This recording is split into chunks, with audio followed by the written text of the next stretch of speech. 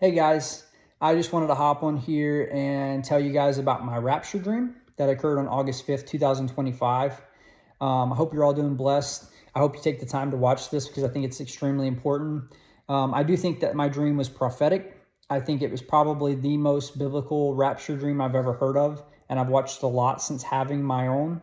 And I wanted to talk about a little bit about my history, some verses that support the dream, and some follow-up confirmation that I think is irrefutable, and I think that you guys will really appreciate.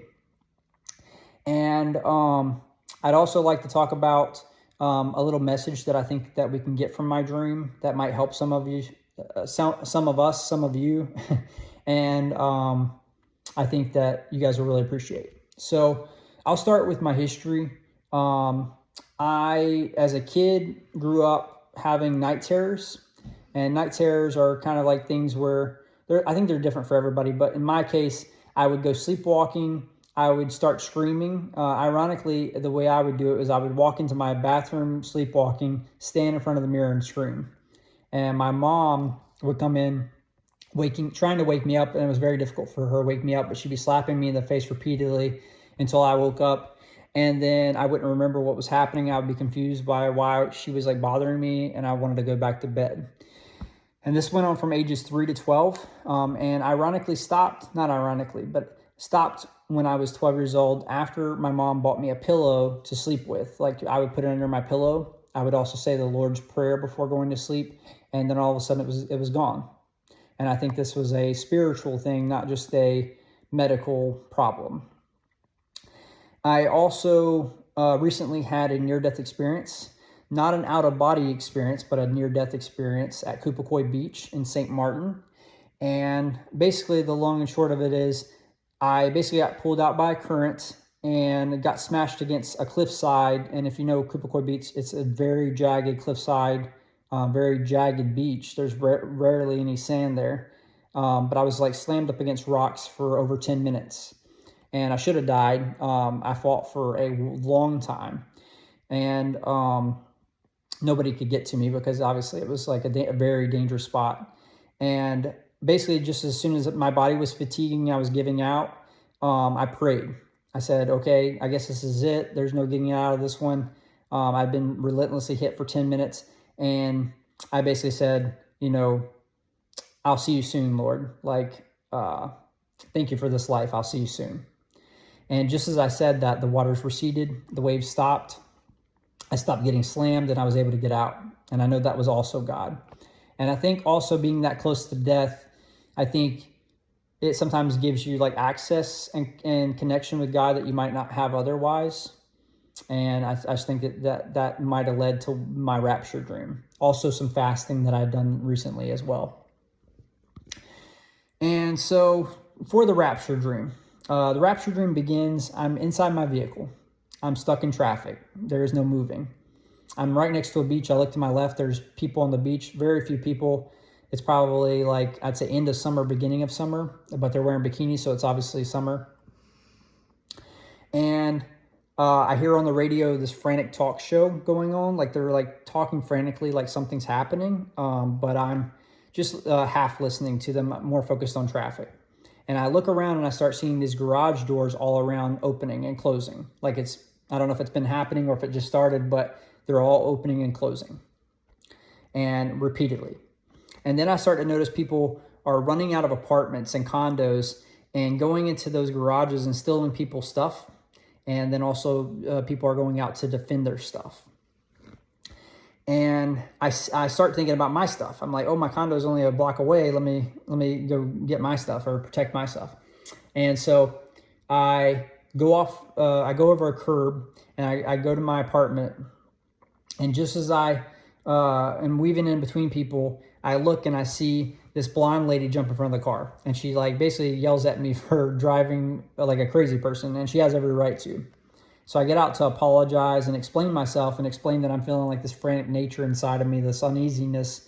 And just as I'm saying that to her, I look up and I see all these birds flying overhead. These swarms of birds that are not seagulls, they're all kinds of birds. And there's tons of them. And they're just getting more and more with time. And just as I point at it and she looks, To our left, a tornado starts to form. And this tornado is like full of energy, full of like yellow and orange, I would say, like almost like a golden hue. And it's fiery. It's a fiery tornado. And it's not burning anything, but it's staying in place.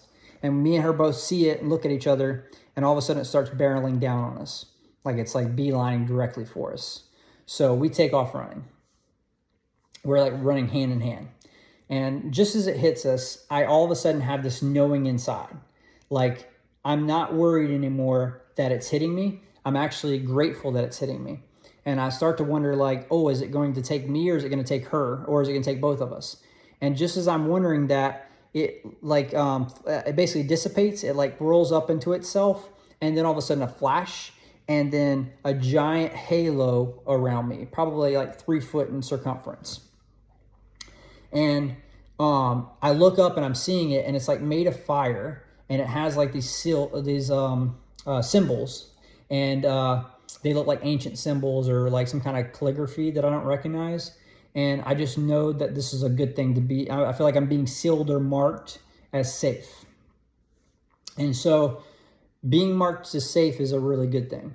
And I look at the lady, and she's not being marked. And all of a sudden, I'm extremely sad for her. And I can see in her eyes, she has like this panic, like she's worried about not being safe as well. And so anyway, all of a sudden, it disappears. And I'm like wondering what the heck happened. And all of a sudden, the sound just cuts out. There's no sound. There's no wind. There's no nothing.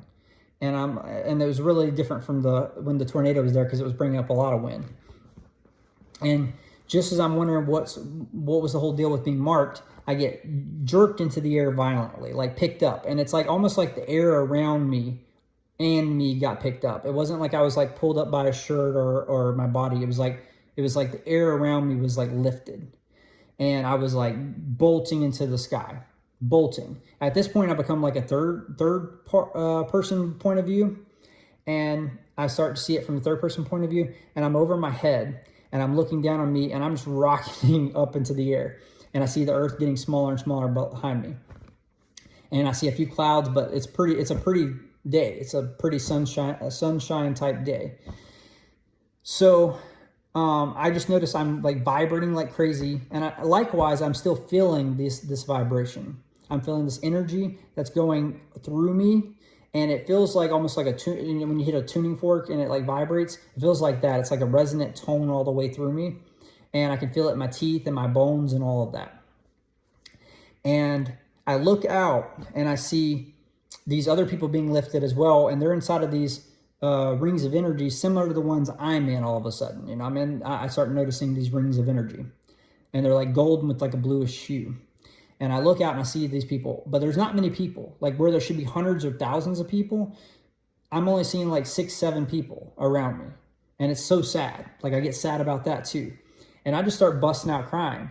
Not only from that, but from crying out of gratitude. I'm looking up, and it's almost like I'm talking to God directly, like looking up and talking, and I'm seeing me look at me directly.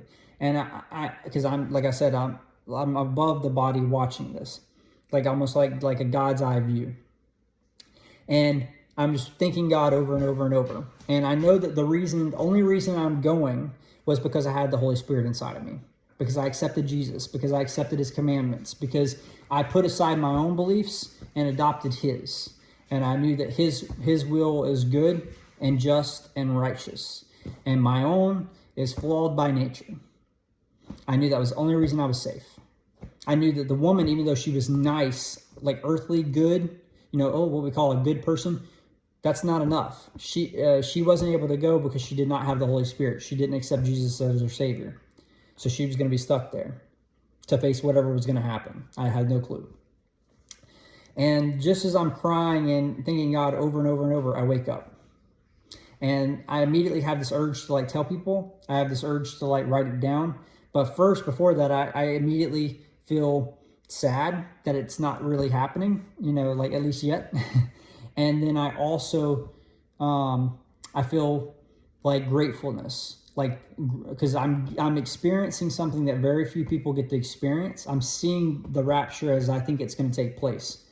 And I never had this conception before. I never imagined what the rapture was going to be like beyond what I saw on TV. So it was never involving fiery tornadoes. It was always, I think the movies I've always seen, like they disappear and their clothes are like folded and or like laying on the ground. It wasn't like that at all. I think I was even still wearing my clothes. But so like this was completely different than anything I'd ever thought of.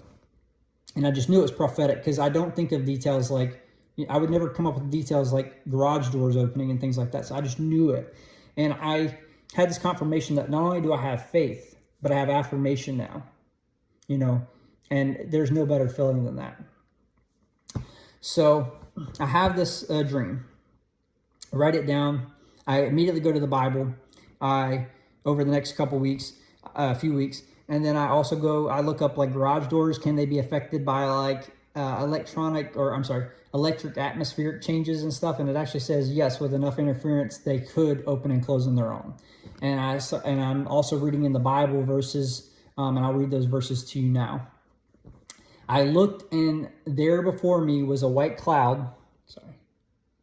There before me was a white cloud. Sorry, I'm messing this up. And seated on the cloud was one like a son of man with a crown of gold on his head and a sharp sickle in his hand. Then another angel came out of the temple and called in a loud voice to him who was sitting on the cloud, "Take your sickle and reap, because the time to reap has come, for the harvest of the earth is ripe." So he who was seated on the cloud swung his sickle over the earth, and the earth was harvested. And I think this was referring to the event I'm talking about, the rapture. And keep in mind, this is Seal 6, before all the cosmic events of Seal 7, and then also before his return, which is at the end of Seal 7. And this is a separate event. So there is a rapture, I'm telling you guys. Now, all I know, I don't know the timing. I don't know if it's pre-tribulation, mid-tribulation, or post-tribulation, but I woke with the idea that it was pre-tribulation, despite my own subjective mind thinking mid-trib based on what I interpret. But I do believe depending on how you consider the history of the world and relate it to the first 5 seals, I think that, you could come to a pre-tribulation, mid-tribulation, or post-tribulation view. So, but I woke with a completely different view. I think now possibly it is going to be pre-tribulation. And I do think it's interesting that a lot of people think it's going to be soon. I think it's also interesting that I had this on August 5th, and 7 weeks to the day is September 23rd, my birthday, and Rosh Hashanah. I think that's very interesting. And almost like it just feels like it feels right. I don't know why. But anyway, I think we should be ready regardless of the timing. And we should be, instead of focusing on arguing about the timing, we should be loving each other. We should be bringing more people into the kingdom by asking them to repent and telling them about Jesus and letting them decide for themselves. And and then also verses like 2 Kings 2:11 through 12. And as they still went on and talked, behold, chariots of fire and horses of fire separated them. Fire. And Elijah went up in a whirlwind into heaven. Exactly what happened to me. And Elisha saw it, and he cried, my father, the chariots of Israel and its horsemen, and he saw him no more. And this reminds me of the lady in me. And she was the one watching me go up into the air. She even tried to grab at me as I went up. I don't know if she was trying to go with me or if she was trying to stop me, but either way, there was no way she was going to hold on to me as I was being yanked up with that amount of force. But again, like I said, fire, whirlwind, exactly what I experienced. And then there's also Revelation 14:7 through 20 that talks about how the angels prevent any wind from blowing on the land or on the sea or on the tree. And then it says, he called out in a loud voice to the 4 angels who had been given power to harm the land and sea, talking about the 7th seal. Do not harm the land and the sea or the trees until we put a seal on the foreheads of the servants of our God. Now, I know this is referring to the 144,000, but I think it's also important to remember that he seals his servants. There is a designator telling the angels, don't harm those people. And I think this was my version of that. Maybe even just like telling them, hey, this is the one to collect. And it really did feel like that. I mean, it really did feel like I was being chosen and not for my own merit. I want to really rehome that, guys. It's not what we do. We need to do things to honor God because his commandments are good and just. and good for you. If you actually, I mean, like think of like adultery, like that will ruin your life. So the big thing is we prescribe to his commandments, and that is what actually gets us his grace. The rest we do because we want to honor God. If you want to honor the Sabbath, you want to honor the feast, things like that, do them because it shows him honor. And then also like the good things you do, that sets up rewards in heaven. Do those things because it's going to glorify him, and set up rewards in heaven and crowns that you're going to toss at his feet because I'm sure you're going to want to give it right back to him. He gave it to you. You're going to want to give it right back to him. But yeah, so that's pretty much the dream. And obviously there's a lot of different like verses. I think like Ezekiel 1:4-24. I think that describes this like divine transportation of like rings that were around me. I think they call them wheels in the Bible. But yeah, very similar. They're even like the way they describe them was wheels inside of wheels. And it's talking about the living creatures, referring to like these angelic beings being inside the wheels, and their spirits being inside the wheels, being lifted into the air. I mean, I don't think that that's accidental, and it really feels very similar to my dream, despite the fact that a lot of this I hadn't even read. Like, I had not read 2 Kings. I had only heard about Elijah being taken to heaven. I never knew he was I thought it was a real chariot. I didn't think it was a fiery chariot or whirlwind. So all this is new to me.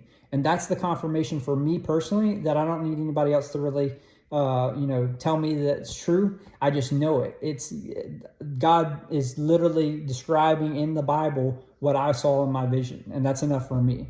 I don't need men to tell me that I'm right. I just already know it, and it's awesome because God told me.